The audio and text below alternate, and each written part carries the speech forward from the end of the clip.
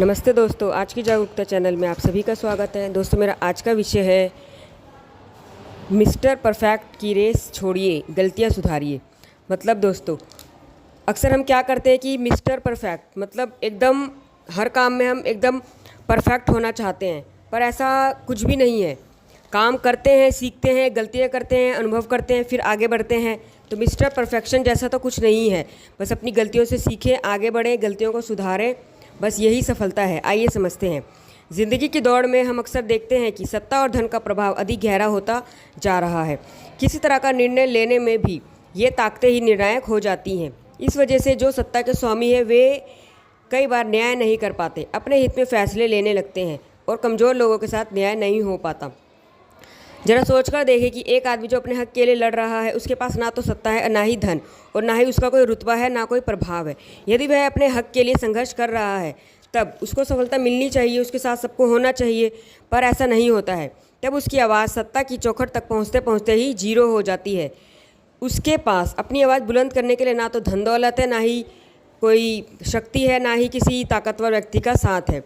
अब वो व्यक्ति क्या करेगा? अब ऐसी हालत में न्याय की परिभाषा ही बदल जाती है और वह व्यक्ति एक समय के बाद अपने हक के लिए लड़ना बंद कर देता है, आवाज़ उठाना भी बंद कर देता है। तो क्या ये सही है दोस्तों? ज़रा सोच कर देखिए। अगर हम सच्चे न्याय के लिए लड़ना चाहते हैं तो हमें यह भी समझना होगा कि हमारे निर्णय हमेशा कमज़ोर व्यक्ति के हितों को ध्यान में रखकर लिए जाने चाहिए, जबकि ऐसा होता नहीं है। हमें यह भी ध्यान रखना होगा कि कमज़ोर व्यक्ति को न्याय दिलाना एक कठिन काम है, लेकिन यह काम हमारी नैतिकता को भी परखता है। ये एक नैतिक जिम्मेदारी भी है, नैतिक कर्तव्य भी है। अधिकारों के साथ हम कर्तव्य की भी बात करें तब संतुलन में ही काम होगा। कमज़ोर व्यक्ति को न्याय दिलाने के प्रयास में हम खुद को तो बेहतर बनाते ही हैं, समाज को भी बेहतर बना सकते हैं। ऐसी सतत क्रिया में सहभागी होने से हमें आत्मसंतुष्टि मिलती है और इससे हम और अधिक नैतिक और मानवीय बनते हैं। कमज़ोर को न्याय दिलाना मतलब एक बहुत अच्छा काम करना। कमज़ोर को न्याय दिलाना एक लंबी और कठिन प्रक्रिया है, लेकिन हमें धैर्य रखना होगा, न्याय के लिए लड़ना होगा और समाज में न्याय के लिए आवाज़ भी उठानी होगी। यह सब आसान नहीं है, लेकिन सब्र करके, धैर्य धरकर हम ज़रूर जीत हासिल कर सकते हैं। यह सब कुछ समाज की भलाई के लिए ज़रूरी है। हम कमज़ोर के लिए आवाज़ उठाएं, कमज़ोर को न्याय दिलाने के लिए आवाज़ का प्रतिनिधित्व करें और स्वयं भी बेहतर बने। अपने साथ साथ समाज को भी आगे लेकर जाएं, समाज का भी उत्थान करें। जो कमज़ोर वर्ग के लोग हैं समाज में, हमारे आसपास, उन लोगों के लिए भी, उन लोगों के हित के लिए भी हम काम करें। हमें यह भी याद रखना है कि कमज़ोर व्यक्ति को न्याय दिलाने का मार्ग बहुत टेढ़ा मेढ़ा है। उसके लिए हमें पूर्णतः अनुशासन में रहते हुए अपनी सीमाओं को भी समझना होगा और तकलीफ़ों परेशानियों को भी सहन करना होगा। कोई भी काम आसान नहीं होता, और जब हमारे पास ना ही पैसा है, ना ही ताकत, ना ही कोई शक्ति, तब सोचो ये काम थोड़ा मुश्किल तो होगा ही, थोड़ा ज़्यादा भी मुश्किल हो सकता है।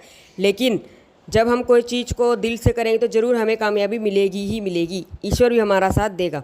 साथ साथ यह भी स्वीकार करना जरूरी है कि हर निर्णय में सबकी सहमति नहीं हो सकती, लेकिन इसका मतलब यह नहीं है कि हम न्याय के लिए लड़ना ही छोड़ दें। अब कोई चीज़ एक व्यक्ति के लिए सही है और दूसरों को वह विचार सही नहीं लगता, पर सत्य तो आखिर सत्य है, वो आखिर तक भी सत्य ही रहेगा। ज़िंदगी के इस सफ़र में हम सब एक दूसरे के लिए जिम्मेदार हैं। एक दूसरे के बिना कोई कुछ नहीं कर सकता, सबको मिलकर हाथ पकड़कर ही चलना होता है। हम सब मेल जोल से कमज़ोर के लिए आवाज़ उठा सकते हैं, समाज के लिए, न्याय के लिए लड़ सकते हैं। यह हमारी नैतिक और मानवीय जिम्मेदारी भी है। इसके अलावा यह भी याद रख सकते हैं कि हम केवल इंसान हैं और हमसे गलतियाँ स्वाभाविक है कि हम गलतियाँ करेंगे, गलतियों से अनुभव लेंगे, सीखेंगे और आगे बढ़ेंगे। हम सब मिस्टर परफेक्ट नहीं हैं, कोई भी नहीं है। हमें अपनी गलतियों से सीखना चाहिए। गलतियाँ ही सुधार करके हमें आगे बढ़ने के लिए हमारे कदमों को भी प्रेरित करती है। ओके, धन्यवाद। नमस्ते दोस्तों।